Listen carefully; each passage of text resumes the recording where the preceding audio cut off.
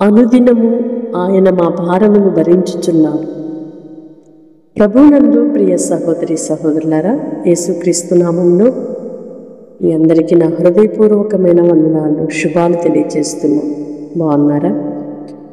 అనుదినము కూడా దేవుడు మన భారమును భరిస్తున్నాడు. కనుకనే మనము నేటికి సజీవముగాను ప్రాణప్రాప్తులుగా నిలిచి ఉండటానికి ప్రభు కృప చూపారు. మన భారము మనం మోయచ్చు, ఒక్క అడుగు కూడా వేయలేం. మన భారమును భరించుచున్న దేవుడు మనతో ఉన్నాడు. కనుకనే మన కాడి సులువుగా తేలికగా ఆయనను వెంబడించడానికి మనము యోగ్యులుగా మార్చబడుతున్నాము. నేనే నా కుటుంబ భారాన్ని మోస్తున్నాను, నేనే అన్ని విషయాలలో భారాన్ని ఎత్తుకోవాల్సి వస్తుంది, భరించాల్సి వస్తుంది అని ఎప్పుడూ బాధపడద్దు. ఎందుకంటే మన పక్షమున మన భారములు, మన బాధ్యతలన్నీ ఆయన భుజముల మీద వేసుకొని పక్షిరాజు తన పిల్లలను రెక్కలపై మోసినట్లుగా ఆయన మనల్ని మోయుచున్నాడు.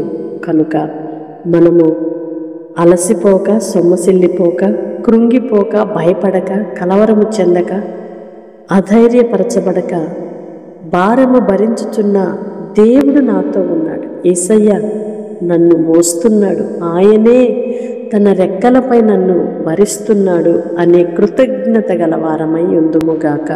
ఆమేన్. పరిశుద్ధుడైన దేవా, ప్రేమ కలిగిన తండ్రి, నీ స్తోత్రాలయ్యా.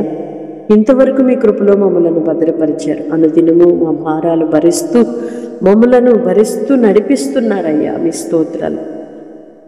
అనేక సార్లు మా భారములు మేమే మోసుకుంటున్నట్లుగా అలసిపోతున్నాము అయ్యా. మా బాధ్యతలు మేము భరించలేమేమో అని భయపడుతున్నాము. అటువంటి దుస్థితిలోనికి ఏ ఒక్కరు వెళ్ళిపోక మమ్ములను భరిస్తూ మా బాధ్యతలను మీ భుజముల మీద వేసుకొని భరించుచున్న మీకు కృతజ్ఞులుగా బ్రతకటానికి సహాయం చేయమని వేడుకుంటున్నామయ్యా. ఎందరైతే వారి కుటుంబ భారముతో, పాప భారముతో, నైనా అప్పుల భారముతో, అనారోగ్య భారముతో, పిల్లల భారముతో, సమస్యలతో, శత్రు పోరాటాలతో నలిగిపోతున్నారు, భరించుచున్న వాడను నేను నీకు తోడుగా ఉన్నాను అని ధైర్యపరచండి అయ్యా. సమస్తాన్ని సాల్వ్ చేయగలిగిన దేవుడుగా నేను మీకున్నాను అని ధైర్యపరిచి నిబ్బరపరిచి మీకు కృతజ్ఞులుగా జీవింపచేయమని యేసయ్య నామములో ప్రార్థిస్తున్నాను తండ్రి.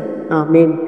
దేవుని కృప మీకు తోడై ఉండునుగాక. మన భారమును భరించుచున్న యేసయ్యను మనము మహిమపరచుదుముగాక. ఆమేన్.